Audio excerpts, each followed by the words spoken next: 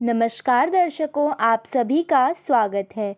आज हम आपके लिए महाशिवरात्रि के खास अवसर पर उससे जुड़ी कुछ कथाएं लेकर आए हैं जो आपको रात भर जागने में सहायक होंगी। ये कथाएं आपको रात भर जगाने के लिए सहायता करेंगी। चलिए कहानियों का सिलसिला शुरू करते हैं। शिव और बैलगाड़ी। यह कुछ 300 साल पहले की बात है। कर्नाटक के सुदूर दक्षिण क्षेत्र में अपनी बूढ़ी माँ के साथ एक योगी रहते थे।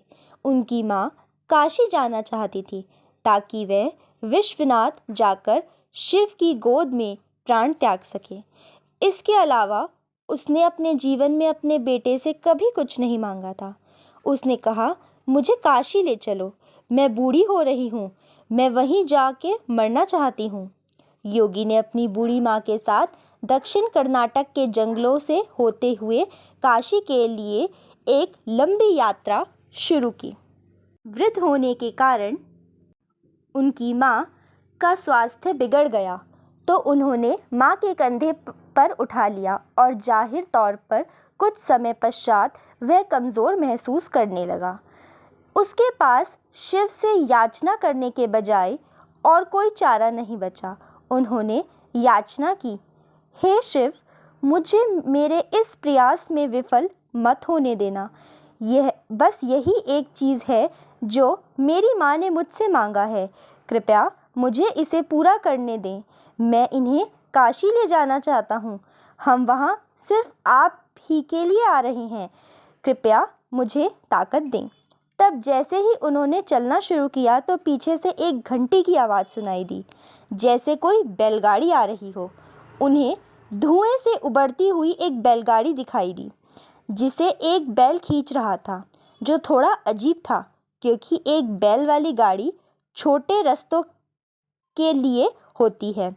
जब सफ़र लंबा और जंगली इलाके से होते हुए हो तो हमेशा 2 बैल ही गाड़ी को खींचते हैं, पर जब आप थके हों तो ऐसी बारीकियों का किसे परवाह। गाड़ी नज़दीक आई पर वे चालक को नहीं देख पाए क्योंकि चालक लबादे में था और बाहर धुआं भी था।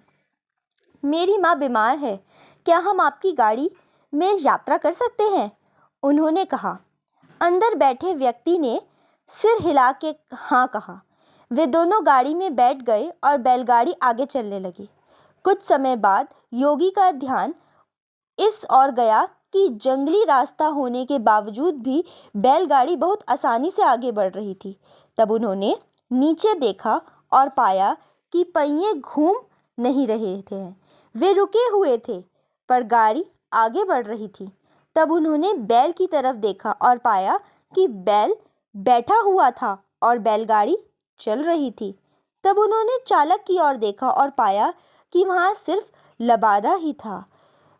उसने अपनी माँ की ओर देखा। माँ ने कहा, अरे पागल, हम पहुँच गए, अब कहीं और जाने की ज़रूरत नहीं है, यही वो जगह है, अब मुझे जाने दो। इतना कह के माँ ने शरीर छोड़ दिया। बैलगाड़ी और चालक सब विलीन हो गए। योगी अपने गांव लौट आया।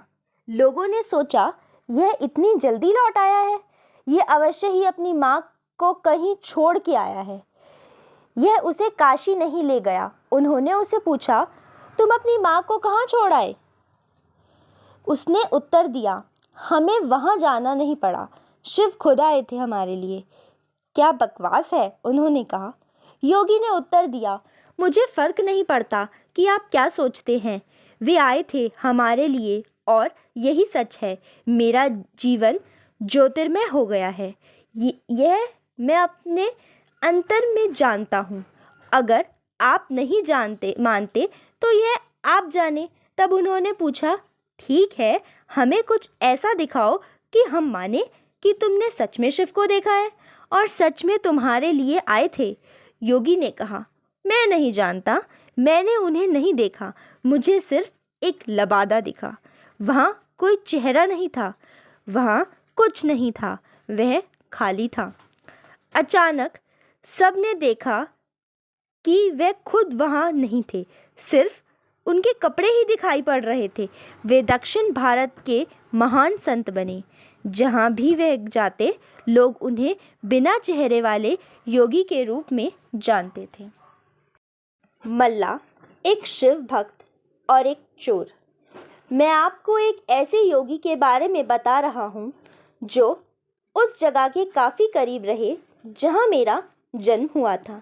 मैंने उनके बारे में सुना था और उस घटना के बारे में भी जो वहाँ हुई थी, पर युवा अवस्था में मैंने इस पर ज़्यादा ध्यान नहीं दिया। उसने मुझे काफ़ी प्रेरित किया, पर मैंने उस समय इसे अधिक महत्व नहीं दिया। वर्तमान में नंजनगुड के नाम से प्रसिद्ध शहर की सीमा पर मैसूर से करीब 16 किलोमीटर दूर एक योगी रहते थे। उनका नाम था मल्ला।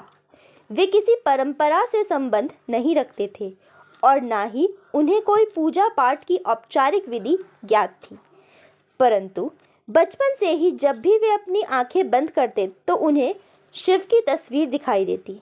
शायद योगी शब्द उनके लिए काफ़ी नहीं है। उनके जैसे लाखों हैं, वे शिव के कैदी हैं। उनके पास कोई विकल्प भी नहीं है। शायद मैं भी उन्हीं के जाल में फंसा हुआ हूँ। हम उनकी तलाश नहीं करते, अभिमान के कारण शायद किसी की भी तलाश नहीं करते, पर उनके जाल में फंस अवश्य जाते हैं। शिव एक शिकारी थे। वे सिर्फ जानवरों को ही अपने जाल में नहीं फंसाते थे, अपितु इंसानों को भी अपने जाल में फंसा लेते थे। ये उन्हीं में से एक और थे। मल्ला शिव के सिवा और कुछ नहीं जानता था। उसने कोई विशेष कौशल भी अर्जित नहीं किया था और वह जंगली इंसान बन गया था। यह तो उसे कभी विचार भी नहीं आया कि किसी को भी रोककर उससे अपनी ज़रूरत के लिए कुछ भी छीन लेना गलत ही हो सकता है। तो वो ऐसा भी करता था और एक डाकू के रूप में प्रसिद्ध हो गया था। वह जंगल के उस रास्ते को नियमित डाकू बन गया जिसे लोग सामान्य तौर पर इस्तेमाल करते थे। वह रास्ता जहां वो राहदारी वसूलता था, उस जगह का नाम पड़ा कल्लाणमुलाई, जिसका मतलब है चोर का कोना। शुरू में लोगों ने उसे धिक्कारा, पर साल के अंत में लोगों ने इकट्ठा किए एक एक पैसे को वो महाशिवरात्रि मनाने में खर्च कर दिया। वह एक बड़ा भोज आयोजित करता। कुछ सालों बाद लोगों ने उसे एक महान योगी के रूप में पहचाना और स्वेच्छा से योगदान करने लगे, और जो ऐसा ना करते उन्हें योगदान देने के लिए प्रोत्साहित करने का भी उसे कोई पछतावा नहीं था। कुछ सालों बाद दो योगी जो आपस में भाई थे, इस रास्ते से गुजर रहे थे। उन्होंने उस आदमी को देखा तो डाकू तो था, पर एक महान योगी भी था। उन्होंने कहा, तुम्हारा भक्ति भाव अद्भुत है, पर तुम्हारे तौर तरीके से लोगों को कष्ट होता है। उसने कहा, मैं यह शिव के लिए करता हूँ, इसमें दिक्कत क्या है? उन्होंने समझाया, अपने साथ अलग ले गए और कुछ पद्धतियों से गुजारा और उस स्थान का नाम कल्लाणमुलाई से बदलकर मल्लाणमुलाई रख दिया। आज भी यह स्थान मल्लाणमुलाई के नाम से जाना जाता है और जो महाशिवरात्रि वो मनाते थे वो आज एक विशाल संस्थान के रूप में विकसित हो गया है। डकैती छोड़ के इन योगियों के साथ बैठने के करीब 1.5 साल बाद ही उन्होंने महासमाधि प्राप्त कर ली। मल्ला को इस प्रकार मुक्त करवाने के बाद दोनों योगियों ने भी उसी दिन अपने शरीर छोड़ दिया। कबीनी नदी के किनारे इन लोगों के लिए एक खूबसूरत तीर्थ स्थान निर्मित है, जिसे आज भी मल्लाणमुलाई के नाम से जाना जाता है। कैसे बने कुबेर शिव के महानतम भक्त? कुबेर यक्षों के राजा थे। यक्ष बीच का जीवन होते हैं। वे ना यहाँ के जीवन में होते हैं और ना ही वो पूरी तरह से जीवन के बाद वाली स्थिति में होते हैं। कहानी कुछ इस तरह से है कि रावण ने कुबेर को लंका से निकाल दिया और कुबेर को मुख्य भूमि की ओर पलायन करना पड़ा। अपना राज्य और प्रजा को खोने की निराशा में उसने शिव की पूजा करनी शुरू कर दी और एक शिव भक्त बन गया। शिव जी ने दया भाव दिखाते हुए उसे एक अन्य राजा और संसार का सारा धन दे दिया। उससे इस तरह कुबेर संसार का सबसे अमीर व्यक्ति बन गया। धन मतलब कुबेर। यह कुछ इस प्रकार देखा जाने लगा। कुबेर शिव जी का महान भक्त बन गया, परंतु जब भक्त को यह लगने लगे कि वो सबसे महान भक्त है तो समझ जाएं कि सब खोने वाला है। कुबेर को लगने लगा था कि वो शिव का इतना कुछ अर्पित करता है तो वो एक महानतम भक्त है और बेशक शिव जी ने चढ़ावे में से विभूति के अलावा कभी कुछ नहीं छुआ। पर कुबेर खुद को महान समझने लगा क्योंकि वो शिव जी को इतना कुछ चढ़ावे के रूप में भेंट करता था। एक दिन कुबेर शिव के पास गए और कहा, मैं आपके लिए क्या कर सकता हूँ? मैं आपके लिए कुछ करना चाहता हूँ। शिव जी ने कहा, तुम मेरे लिए क्या कर सकते हो? कुछ भी नहीं, क्योंकि मुझे किसी चीज़ की आवश्यकता भी नहीं है। मैं ठीक हूँ, परंतु मेरा बेटा, उन्होंने गणपति की ओर इशारा करते हुए कहा, ये लड़का हमेशा भूखा रहता है, इसे अच्छे से खिला दो। यह तो अत्यंत सरल है, कहकर कुबेर गणपति को अपने साथ भोजन के लिए ले गए। उसने गणपति को खाना खिलाना शुरू किया और वो खाते हुए गए। कुबेर ने सैकड़ों रसोइयों की व्यवस्था की और प्रचुर मात्रा में खाना बनाना शुरू कर दिया। उन्होंने यह सारा भोजन गणपति को परोसा और वे खाते रहे। कुबेर चिंतित हो उठे और कहा, रुक जाओ, अगर तुम इतना खाओगे तो तुम्हारा पेट फट जाएगा। गणपति ने कहा, आप उसकी चिंता मत करो। देखिए, मैंने एक सांप को एक कमर पेटी के रूप में बांध रखा है।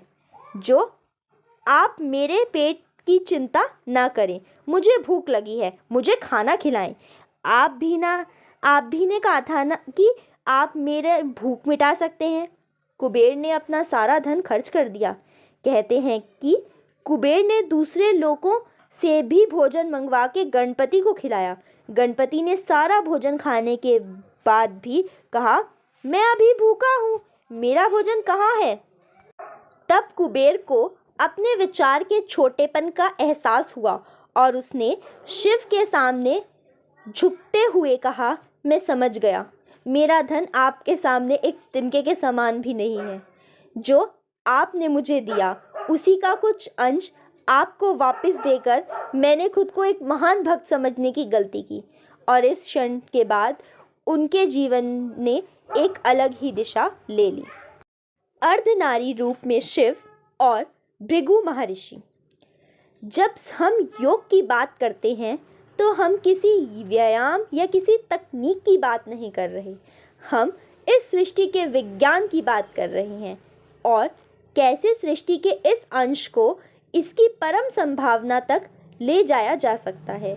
हम उस विज्ञान और प्रौद्योगिकी की बात कर रहे हैं जिससे जीवन के हर एक पहलू को उसकी अंतिम संभावना तक ले जाया जा सकता है।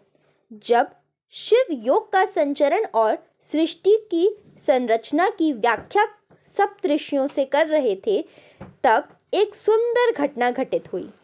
सप्तऋषियों में से एक ऋषि, जो बाद में भृगु महर्षि के नाम से जाने गए, शिव के एक उत्साही भक्त थे। इस पहले योग प्रोग्राम में जो क्रांति सरोवर के किनारे हो रहा था, जिसे कृपा की झील के नाम से भी जाना जाता है, पार्वती भी मौजूद थी। भृगु हमेशा की तरह सुबह जल्दी आए और वे शिव की प्रदक्षिणा करने चाहते थे। पार्वती शिव के करीब बैठी थी, परंतु भृगु ने उन दोनों के बीच से होते हुए शिव की परिक्रमा पूरी की, क्योंकि वो सिर्फ शिव की प्रदक्षिणा करने चाहते थे, पार्वती की नहीं। शिव इससे खुश हुए और पार्वती नहीं। उन्हें यह पसंद नहीं आया। उन्होंने शिव की ओर देखा। शिव जी ने कहा, थोड़ा और करीब हो जाओ। वो परिक्रमा करने पार्वती और करीब आ गई। भृगु ने देखा कि उसके निकलने के लिए पर्याप्त जगह नहीं है, तो उसने एक चूहे का रूप धारण किया और पार्वती को बाहर रखते हुए अकेले शिव जी की परिक्रमा पूरी की। पार्वती क्रोधित हो गई तो शिव ने उन्हें अपनी जगह पर बैठा लिया। तब भृगु ने एक छोटे पंछी का रूप धारण कर के शिव जी की परिक्रमा पूरी कर ली। तब पार्वती अत्यंत क्रोधित हो चुकी थी। शिव जी ने पार्वती को खींचकर खुद से मिला लिया और उन्हें खुद का हिस्सा बना लिया, जिससे उनका आधा हिस्सा शिव बन गया और आधा हिस्सा पार्वती। वे अर्धनारीश्वर बन गए। भृगु ने यह देख और खुद के एक मधुमक्खी के रूप में बना लिया और उनकी दाहिनी टांग का चक्कर लगा दिया। भृगु का बचकाना भक्तित्व भाव देखकर शिवजी खुश तो हुए, पर साथ ही वे नहीं चाहते थे कि भृगु अपनी भक्ति में इतना खो जाए कि वो प्रकृति के परम स्वभाव को भी समझ ना पाए। तो वे सिद्धासन में बैठ गए। अब भृगु के पास कोई रास्ता नहीं बचा, तो वो सिर्फ शिव या अपने शरीर के किसी हिस्से का चक्कर लगा सके। अगर उन्हें अब परिक्रमा करनी थी तो दोनों सिद्धांतों, स्त्री और पुरुष दोनों की ही करनी पड़ेगी। यह कहानी हमें संप्रेषित करती है कि जब हम योग की बात करते हैं तो हम सभी आयामों के समावेश की बात करते हैं। यह कोई व्यायाम या प्रक्रिया नहीं है जिससे आप सेहतमंद होते हैं। यह मानव जाति के परम कल्याण के बारे में है, जिससे जीवन का कोई भी पहलू बाहर नहीं रखा जा सकता। यह ऐसे आयाम को छूने के बारे में है जो सारे आयामों से परे है। यह एक ऐसे तंत्र के बारे में है जिससे आप अपने पहले से मौजूद तंत्र जैसे शरीर, मन, भावनाएं और ऊर्जा को परमात्मा तक जाने वाली सीढ़ी के रूप में इस्तेमाल कर सके। यह एक ऐसी पद्धति है जिससे आप अपनी परम प्रकृति के लिए स्वयं को पहले कदम के रूप में तैयार कर सकते हैं। आशा है आपको यह सब कहानियाँ पसंद आई होंगी। धन्यवाद।